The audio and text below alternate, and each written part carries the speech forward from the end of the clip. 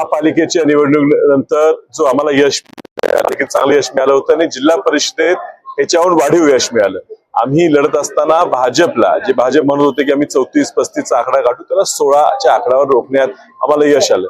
अर्थात सत्तेचा पूर्ण दुरुपयोग करून, पूर्ण वापर करून या ठिकाणी मॅन्डेट, लोकांचा कौल हिसकावून घ्यायचा प्रयत्न खूप केला गेला.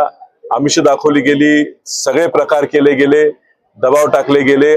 पोलिसांचा वापर करून रात्री जेवणाच्या ठिकाणी जमलेल्या आणि राहत असलेल्या लोकांना सुद्धा त्रास देण्यात आला. आणि ह्या सगळ्यातून आज आमचे सदस्य ह्या ठिकाणी धाडसाने येऊन स्वतः, आम्ही त्या ठिकाणी यायची गरजही नव्हती, मात्र विद्यमान 2 आमदार, माजी खासदार हे या ठिकाणी ह्या प्रक्रियेत हस्तक्षेप करण्यासाठी गॅलरीमध्ये येऊन बसून दबाव टाकून सुद्धा लोक आमच्यावर राहिलेले. आज 34चा आकडा मिळून अध्यक्ष उपाध्यक्ष निवडून आलेले आहेत. आता येणाऱ्या सभापती निवडीत त्याच्या पुढच्या काळात हा आकडा वाढत जाणार.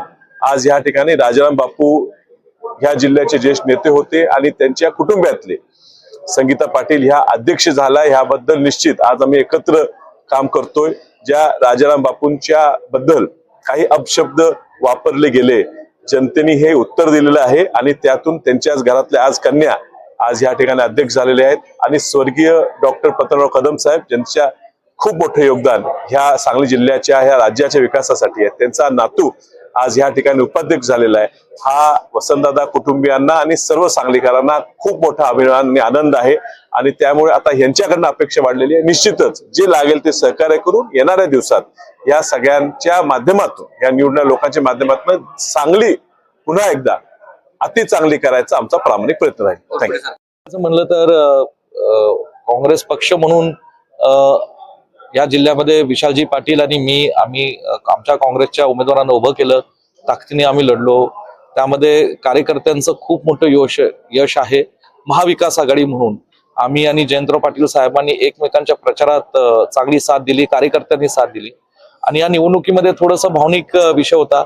आणि ऋषिकेश लाड माझे भाचे जरी असले तरी ऍक्टिव्ह आहेत, तरुण आहेत, लोकांच्या संपर्कात असतात आणि त्यांना जिल्ह्यातल्या सगळ्या काँग्रेसच्या नेत्यांनी आणि महाविकास आघाडीच्या नेत्यांनी, कार्यकर्त्यांनी ही उपाध्यक्षपदाची संधी दिली, जिल्ह्याची सेवा करण्याची संधी दिली. मला खात्री आहे जिल्ह्यातले लोकांचे प्रश्न सोडवण्याचं काम आम्ही जिल्हा परिषदेच्या माध्यमातून चांगल्या पद्धतीने करू. आणि खात्री आम्हाला की प्रत्येक तालुक्यातल्या लोकांना विश्वासात घेऊन तिथले प्रश्न सोडवू.